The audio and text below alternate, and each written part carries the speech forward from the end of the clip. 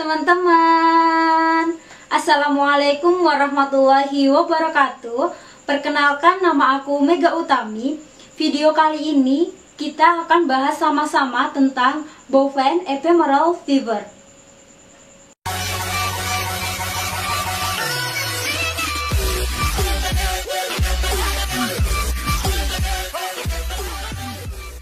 Bovine ephemeral fever atau disingkat dengan BEF merupakan penyakit yang ditularkan oleh serangga pada musim pancaroba yang ditandai dengan adanya demam mendadak dan kaku pada persendian. Bovine ephemeral fever dapat sembuh kembali beberapa hari kemudian. Dari segi mortalitas, penyakit ini tidak memiliki arti penting. Namun, pada segi produksi dan tenaga cukup berarti karena akan adanya penurunan produksi susu pada sapi perah dan akan adanya penurunan kemampuan pada sapi pekerja selama 3-5 hari. Penyebab BEF merupakan virus yang diklasifikasikan sebagai rhabdovirus dari famili Rhabdoviridae dan masih satu kelompok dengan virus rabies dan vesicular stomatitis. Virus BEF umumnya menginfeksi pada sapi, namun pernah dilaporkan terjadi pada kerbau. Sapi muda ataupun sapi tua dapat terserang virus BEF ini. Sapi yang sembuh dari penyakit BEF dapat kebal selama 2 tahun. Pada musim penghujan, banyak ditemukan kasus BEF. Penyebaran secara epizotik dipengaruhi oleh vektor dan angin. Angin yang bersifat lembab dan basah dapat memindahkan serangga sejauh 100 km atau lebih. Penyakit BEF dapat ditularkan oleh nyamuk dari golongan Culicoides, Aedes, dan Culek, di mana golongan nyamuk tersebut dapat bertindak sebagai vektor penyakit. Penyakit BEF bersifat sporadik dengan masa inkubasi penyakit berkisar antara 2-10 hari, di mana penderita kebanyakan menunjukkan gejala klinis dalam waktu 24 jam. Gejala klinis yang sering muncul yaitu adanya demam tinggi mendadak pada suhu 39 derajat Celcius sampai dengan 42 derajat Celcius. Hewan akan mengalami gemetar, pincang, otot kaku, sehingga tidak dapat berdiri dan dapat terjadi kelumpuhan dan kesakitan pada kaki. Hewan tidak mau makan dan minum, rumen keras dan tidak ada gerak pada rumen, serta adanya konstipasi yang diikuti dengan diare. Penyakit BEF ditemukan pertama kali pada tahun 1867 pada sapi di Afrika Tengah dan dilaporkan di Australia pada tahun 1936. Penyakit BEF ini juga dilaporkan di beberapa negara, di antaranya adalah Australia, Saudi Arabia, Iran, Mesir, dan Indonesia. Bovine ephemeral fever dilaporkan pertama kali di Indonesia pada tahun 1978 dengan gejala klinis dan menimbulkan kematian pada sapi dewasa. Setelah itu, penyakit BEF banyak dilaporkan dengan tingkat kematian 73% di Jawa Timur. Tingginya angka kematian tersebut dimungkinkan karena kasus BEF ini merupakan kasus pertama dan adanya komplikasi dengan bakteri hemoragi septikemia.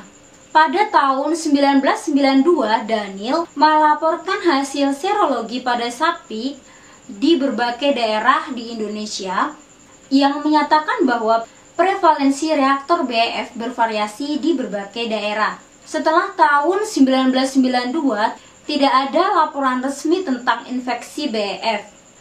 Umumnya, penyakit BEF dapat sembuh dengan sendirinya apabila tidak diikuti dengan infeksi sekunder. Pencegahan BEF dapat dilakukan dengan pemberian vaksin dan pengontrolan populasi vektor. Namun, kontrol vektor ini sangat sulit mengingat ada berbagai macam jenis nyamuk dengan berbagai media perkembangbiakan yang berbeda. Kali ini aku sudah ada di salah satu kandang peternak di dekat rumah aku. Tips penting buat kalian di luar sana yang harus kalian tahu, yang pertama adalah kalian harus memberikan pasokan makanan, yaitu pakan mulai dari hijauan, pakan kering maupun bekatul.